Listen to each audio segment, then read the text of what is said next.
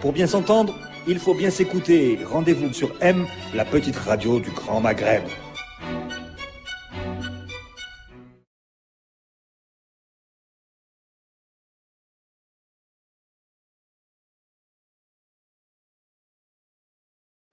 Inédit, grave, mouvement spontané organisé, manipulé, conflit social, politique, sans lendemain, prémisse d'une révolte en douce peut-être.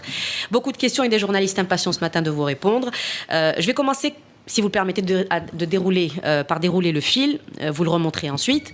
La police se révolte. Ou à Ghardaya, pas n'importe où, c'est là que tout part, alors que la violence fait un mort, il y a eu un deuxième mort ensuite, des blessés aussi, également parmi la police, Blaise Hameli court, au même moment le palais du gouvernement est assiégé, toute la nuit, hier matin la protestation s'installe à la présidence, le mouvement se propage à Oran, Khenchla, Constantine Sellel est contraint d'y aller, il n'a pas répondu aux protestataires au palais du gouvernement, il est allé à la présidence, le siège est levé, ce sera un oui à pratiquement toutes les demandes des policiers, syndicats autonomes, salaires, logements, hormis, on entend bien, la première revendication, qui est le départ de Hamel. Alors, tout le monde pense ici que c'est grave, on en a parlé juste avant d'entrer en scène, mais apprécions-nous la gravité de la situation de la même manière? La question est posée. Qu'est-ce qu'on a vu? Première question, et j'aimerais bien que l'on cible, si vous le voulez bien. D'abord pour cette première.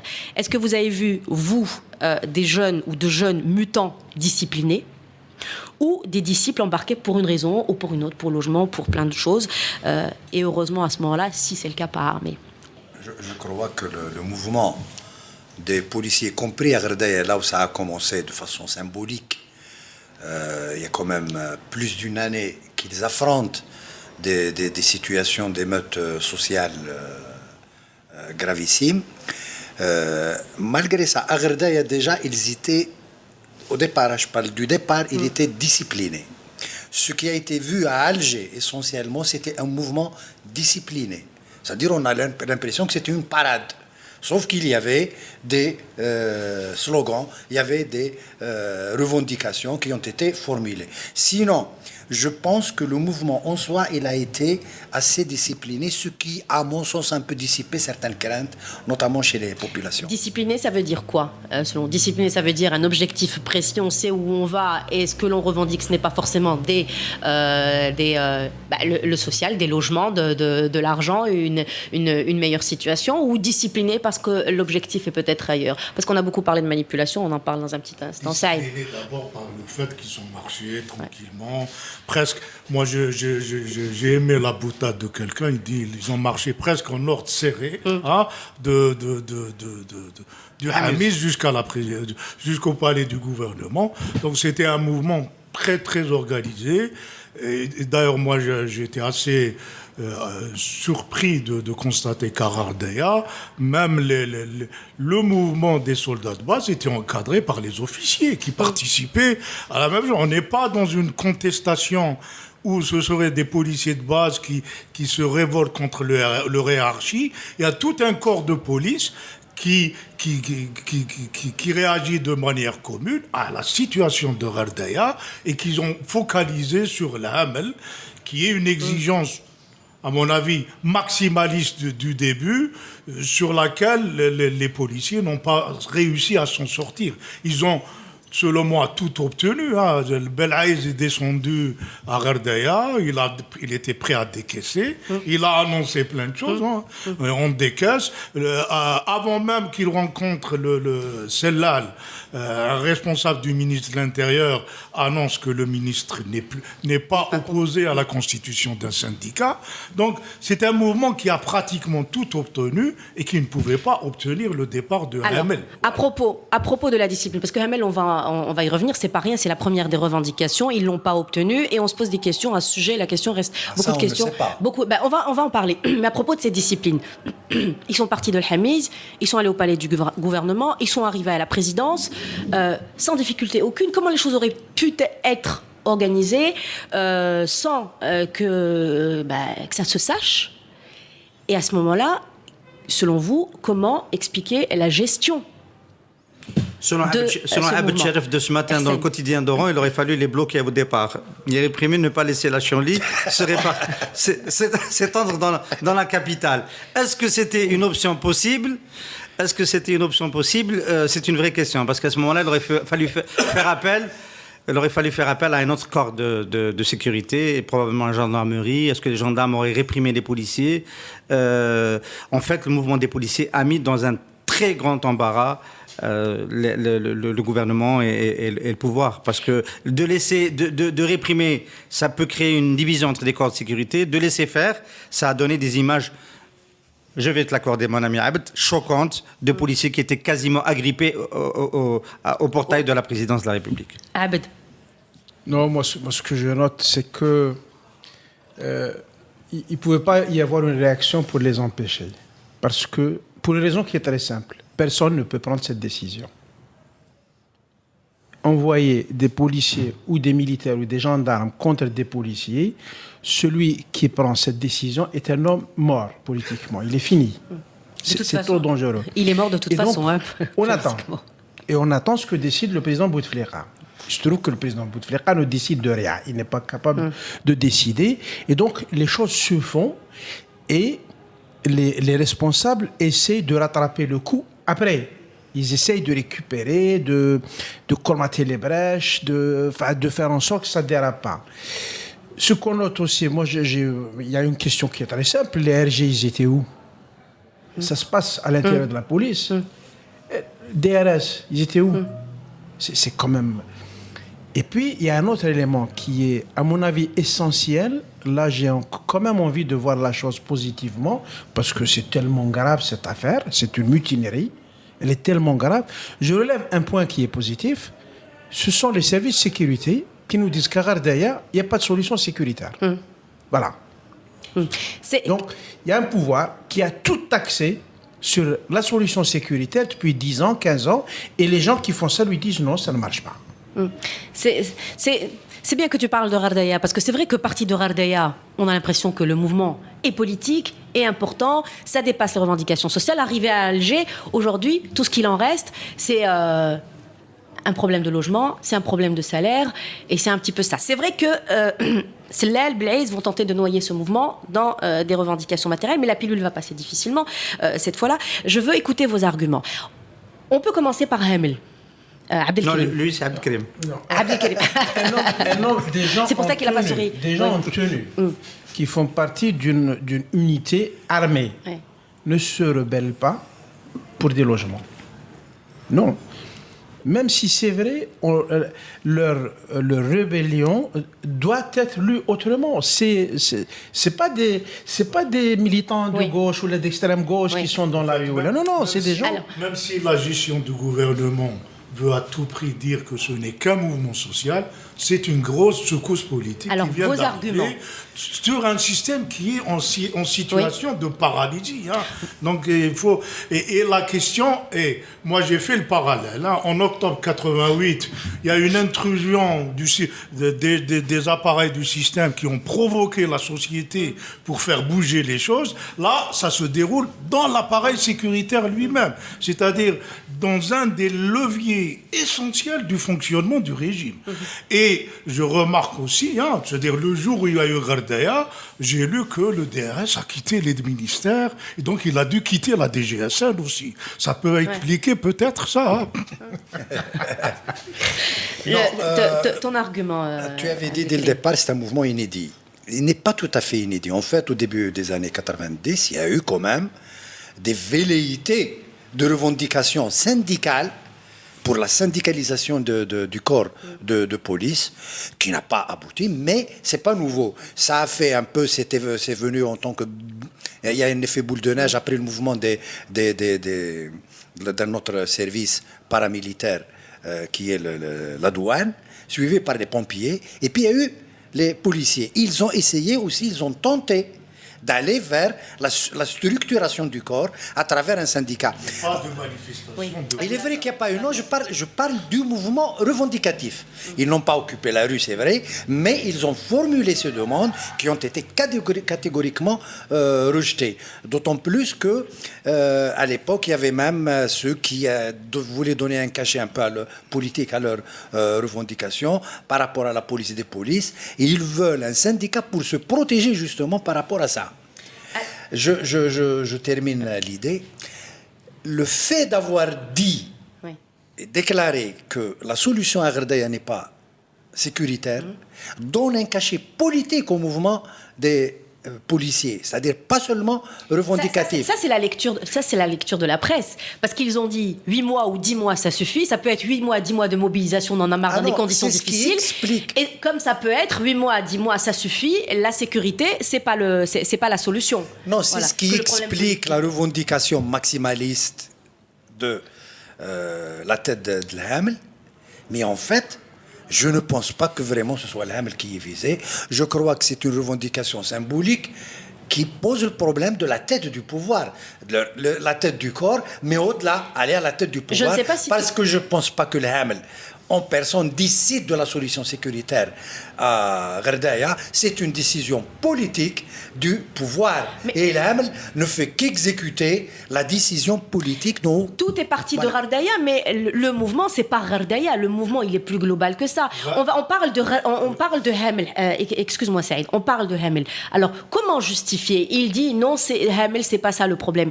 Mais Hamel, en tête des revendications, c'est pas rien. Un mouvement qui va pour contester ou pour demander des acquis sociaux ne met pas en avant un responsable de la DGSN comme une priorité avant de rentrer dans les... C'est des policiers qui ne font pas forcément une bonne lecture des événements. Moi, ce que je note, c'est que il y avait une situation, ils ont compris comme ça à l'instinct et à travers ce qu'ils subissent, ils ont compris que ça ne peut pas continuer. Maintenant, c'est des flics qui sont allés chercher Sellel à la présidence. Ils ne savaient pas que Sellel était au palais du gouvernement. Donc, bon, il y a ce décalage. Ils ne savaient pas? C'est de l'ironie? Je ne sais pas. Bon. Non, parce que si c'est de l'ironie, je vais te demander ce matin de l'expliquer. Et donc, à partir du moment où il y avait cette pression et qu'ils ont décidé d'agir, on s'est retrouvé avec des revendications, avec plein de revendications. Ça allait dans tous les sens. La tête de l'Hamel, c'est un classique en Algérie. En plus, il y a une croyance au sein de la police. Il y a un truc qui est tout simple. Hamel est un ancien gendarme. La police, la gendarmerie, il y a une espèce de rivalité traditionnelle. Ils n'acceptent pas, c'est un gendarme. Bon, ça circule, c'est un discours bon ou mauvais, qui est fondé ou pas, c'est pas important. C'est un discours qui circule. Et donc dire on veut la tête de l'Hamel, bon, ça fait bien, mais ça n'a aucun sens politique. C'est une réaction est-ce que tu es d'accord qu'on a vécue. C'est-à-dire, dans les entreprises publiques, après octobre, on réclamait la tête du directeur. Donc c'est le directeur. On réclame la tête du directeur. Je n'étais même pas Al-Moudjahid, je réclamais la tête de Naït Mazi.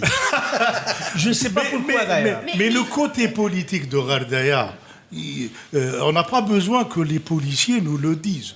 Ce que nous voyons à Gherdaya, c'est un fonctionnement par excellence du mode de gestion de la société par le pouvoir. C'est la police. On a un problème politique, on le règle par la police. Et aujourd'hui, la police, la sécurité, l'armée, bon, par des appareils sécuritaires. Aujourd'hui, c'est l'appareil sécuritaire lui-même qui dépousse. C'est-à-dire que le levier lui-même, du coup, à force d'utiliser les appareils sécuritaires comme moyen de résolution de la politique, ce sont ces appareils sécuritaires qui font directement de la politique. Si tu permets, Saïd, on est face à quelqu'un qui a un diabète doublé d'une hypertension. La famille راهم يرقوا من بعد هذاك اللي يرقي قال لهم non j'y arrive pas. Voilà, il faut chercher un médecin. Il faut aller à une autre solution. Non, moi je vais quand même insister sur Hamel parce que je ne trouve pas que vos arguments soient convaincants. Excusez-moi ce matin. Hamel dégage. Non, Hamel dégage. C'est pas moi qui le dis dans la rue. c'est pas toi qui le dis dans la rue, c'est un policier qui a 10 ans peut-être seulement de service qui le dit. Alors, est-ce que lui peut le dire, sachant que c'est quand même la discipline, la police, c'est la tradition, c'est gros, c'est un gros poisson. C'est la tradition dans les mouvements qui touchent les institutions publiques. 90% des grèves dans les EPE, ça démarre toujours par demander la tête du directeur en place. Parce que, chez you, on n'est pas dans le secteur privé. Et personne ne va faire une grève chez Cévital à Bdjaïa en demandant le départ de la Barab. Qu'on s'entende bien. Toi, tu penses ça. C'est comme ça que ça se passe. Pourquoi ça se passe comme ça? Est-ce que tu crois que le policier qui est sorti hier ça se passe comme ça parce que s'ils sont arrivés, ce qu'ils ont fait, s'ils mettent pas Hamel, ils mettent pas Hamel. Ils parlent que de leur communication et surtout ils sortent dans la rue, ils vont au palais du gouvernement, etc. Ils ont outrepassé tout ce qui. Ils sont déjà en guerre avec Hamel. C'est-à-dire que pour se protéger, y compris tactiquement, et moi je partage pas l'ironie de Abed sur les flics qui se trompent sur les destinations, tactiquement, il y a des bacs plus 4 parmi les AOP. Hein. Il faut lire la presse. Il y a des gens qui sont retrouvés agents de l'ordre public parce qu'ils n'ont rien pu faire d'autre, et alors qu'ils sont universitaires, bac plus 4, et qu'ils ont cherché du travail pendant longtemps. C'est pas le niveau qu'on croit. Ouais. C'est pas le niveau qu'on croit. Absolument. Ils ont été au palais du gouvernement. Il n'est pas venu les rencontrer au palais du gouvernement. Ils ont été à la présidence pour lui dire, puisque tu ne reçois pas ici, on va aller plus loin. C'est à cause de l'attitude de Sellal que la marche s'est retrouvée le lendemain à la présidence. Et les aurait reçus. On peut nuancer. Mais ce que je veux dire par là, c'est que tactiquement, en s'attaquant à Ham, ils savent que les greffiers ont fait une grève il y a 3 ans. Et ils se sont repliés en ordre dispersé. Ils n'ont pas demandé la tête du ministre, c'était trop loin. Qu'est-ce qui s'est passé après? C'est le même ministre qui a continué après. Il a réprimé. Il y en a 200 qui se sont retrouvés sur le carreau, qui n'ont jamais retrouvé leur boulot. S'ils n'avaient pas mis Hamel en tête de liste, ils devraient discuter avec Hamel. Or là, ils mettent le bras de fer pour pouvoir discuter avec le pouvoir. Bien sûr. Pas avec Hamel, avec les patrons de Hamel. Tout à fait. Que le Hamel parte ou reste, ça ne change rien. C'est tout un système qui est remis en cause à travers une revendication symbolique. Est-ce que quelqu'un voudrait la tête de Hamel? Et après, on n'en parle plus si vous n'avez plus envie. Si vous estimez que c'est important. Beaucoup voudraient la tête de Hamel. Bien entendu. Dis-nous plus. Qui est présumé appartenir au clan présidentiel. Donc, très clairement, ce qui arrive est mauvais pour le clan de la présidence. Voilà, donc pour résumer ça. Mais ce n'est pas nécessairement l'objectif premier. Les policiers, est-ce qu'il y a eu manipulation? Moi, je ne suis pas enclin à chercher de la manip. Il y a à Gherdaya une exaspération devant une situation où on demande à des policiers de régler une accumulation de problèmes d'ordre politique et sociaux, et c'est ingérable.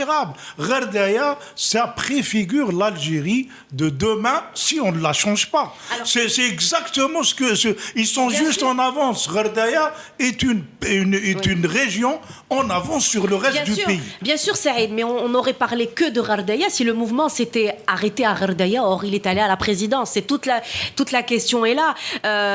Non, il est allé à la présidence par la police qui est chargée de gérer Gherdaya. Ce n'est pas un mouvement qui est en train de toucher les régions, c'est un mouvement qui touche le corps de la police. Qu'il vienne à Alger ne veut rien dire. Il est à Alger, c'est normal, parce que Alger, ça a de l'impact, mais c'est un mouvement qui a touché la police. C'est la police qui a bougé, c'est pas Alger. Il faut quand même rester sur le... Mais qu'il soit... Est-ce que tu l'as lu hier? Sûrement. Est arrivé à un moment où, avant lui, M. Tounsi avait gonflé effectivement énormément les effectifs de la DGSN. On a un corps de police c'est celui qui a cru le plus en termes d'effectifs durant ces années-là. Je crois que c'est le sociologue, il y a un sociologue ce matin dans la presse qui le rappelle. Ça a changé la sociologie professionnelle. C'est-à-dire qu'avant, on avait beaucoup affaire à des policiers qui habitent leur quartier, leur ville, ou qui travaillent dans un rayon de 50 km. Aujourd'hui, on a des corps, les URS, qui sont devenus la majorité dans la police et qui bougent dans le pays et qui, effectivement, compte tenu du choix politique stratégique de gérer le pays par le sécuritaire, sont amenés à intervenir un peu partout dans le pays. Ça suppose une logistique. ça suppose une organisation, ça suppose un savoir-faire, un management de nouveaux effectifs avec de nouvelles contraintes. C'est à la limite du supply chain, c'est comme si on se mettait à importer du ciment et qu'il faut réserver un quai au port d'Alger, etc. C'est de la technicité et du savoir-faire. À la DGSN, le général Hamel n'avait pas ça, ne l'a pas suffisamment bien compris. Donc les effectifs ont grossi et l'organisation et la vie sociale de ces effectifs-là a décliné. On a des témoignages terribles ce matin dans la presse. Il y a un policier, c'est touchant. Il a dit, quand je rentre chez moi, il y a une de mes filles qui m'appelle Ammou. Elle le voit tellement peu qu'elle l'appelle même plus papa. Et ça veut dire beaucoup de choses. Et la deuxième... Oui, je vais dire encore un mot sur le Hamel. Tu disais tout à l'heure, est-ce qu'il y a des gens qui veulent la tête de Hamel? Oui. Moi, je formulerai la question autrement. Est-ce qu'il y a des gens qui vont se réjouir de cette très mauvaise passe du DGSN? La réponse est certainement oui. Certainement oui. Bon, si on parle du supposé clivage qu'il y aurait entre le DRS, qui a beaucoup perdu de son autorité depuis une année, et le clan présidentiel, évidemment, le DRS est le principal vainqueur, enfin le principal bénéficiaire de cette mauvaise passe du DGSN. On peut l'interpréter comme ça, encore que il faudrait étayer cette thèse-là. Oui. Mais il y a aussi autre chose. Le général Hamel peut éventuellement aussi dans la police, il y a des gens qui lui ont reproché l'hagara. Mais il y avait aussi c'est-à-dire nous, on n'est plus apprécié comme on l'était. Enfin, on n'est pas au diapason de la gendarmerie nationale, etc. Le même pouvoir. Le même pouvoir. Le même pouvoir, c'est pas la même chose. Et le général Hamel a peut-être aussi ce défaut, je vais peut-être paraître pour un défenseur du général Hamel, d'avoir cherché à rendre encore plus républicaine la police, à civiliser les pratiques dans les commissariats, à éviter que les policiers utilisent leurs droits au-delà et donc il y a peut-être eu des sanctions. Nous, on n'est pas au courant de tout. Mais il y a un effort que Tounsi Feu Tounsi n'a pas fait, peut-être plus politique, plus démagogue, etc. Et aujourd'hui, il y a peut-être une partie de la police qui considère qu'elle est maltraitée parce qu'elle travaille au rythme des militaires, mais elle n'a pas, elle peut pas utiliser le pouvoir des militaires, des dépassements, les passe-droits, etc., etc. Et de ce point de vue-là, peut-être que le départ du général Hamel, dans quelques temps, on dira c'était pas une si bonne chose, un peu comme certains architectes le disent aujourd'hui du Walid d'Alger, de l'ancien Walid d'Alger. Le risque est sérieux si Hamel part, ce que tu dis est vrai, le risque est sérieux, on risque de regretter, mais on risque... Ça dépend comment se fera la succession. Si ça se fait dans le système actuel, avec les pratiques actuelles, on ne va pas regretter. Mais si ça se fait dans un sens positif, mais aujourd'hui, on a quoi? On a un pouvoir qui est assis sur la force. Pas sur une baïonnette, mais sur la force. Et l'argent. Et l'argent. Qu'est-ce qu'il fait? Il est obligé, jusque-là, c'était le DRS qui tenait l'essentiel des fils du pouvoir. Si réellement le DRS se retire, ça va être au profit de quelqu'un d'autre. Il ne peut pas laisser le vide. Et donc, c'est forcément au profit de la DGSN. Donc, on va avoir un régime moins boumedieniste et plus ben alien, un type tunisien. Et donc, ça sera la police qui gère le pays. Est-ce que c'est mieux ou pire que... Est-ce que ça va être mieux ou pire? Bon, c'est un régime policier, que le policier soit en bleu ou en tenue... banalisée, ça revient au même. Mais c'est intéressant ce que vous dites, parce que ce que tu viens de relever... Hein. Oui, non, mais j'avais envie de relever cet aspect précis par rapport à la police et à la maturité de la police. Finalement, on demande le départ. C'est peut-être ça, on demande le départ de Hamel. La police demande le départ de Hamel parce qu'elle n'a pas pu faire sa mutation. Est-ce que c'est ça la question? Elle n'a pas pu faire sa mutation. Passer d'une police au plein pouvoir à une police à qui l'on demande de faire son travail. C'est un peu fort. C'est un peu fort. Pourquoi? On n'a pas vu, excuse-moi, c'est juste parce qu'il dit un petit peu fort, on n'a pas vu ces policiers sortir avec des pancartes et demander à ce que la répression s'arrête, à ce qu'on casse plus du citoyen. On les a vus dehors pour demander des logements, ce serait totalement absurde de dire que c'est un mouvement pour la démocratie. On va pas aller jusque-là. C'est un mouvement de policiers. C'est un mouvement de policiers dont une partie reproche à Hamel de les comprimer en réalité. Hamel, c'est le type qui gère une image. Hein. Il a inventé la notion de gestion démocratique des foules. Il faut pas l'oublier. Donc, il est dans l'imagerie où le slogan « Les droits de l'homme commencent au commissariat de police », etc. Donc, il a instauré une contrainte aux policiers qui peut, à mon avis, qui peuvent trouver eux excessifs parce que les habitudes ils les ont, le hogra ça existe, hein, c'est un peu culturel et donc quand on les comprime, ça peut être une des motivations profondes de ce mouvement.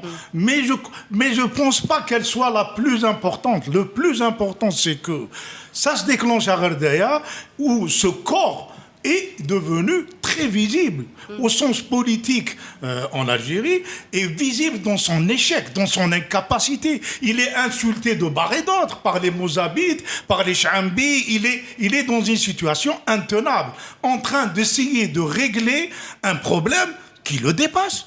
Et aujourd'hui, la question est là. Est-ce que on change juste de directeur de Hamel, ou bien on change de modalité de gouvernance, de rapport à la société.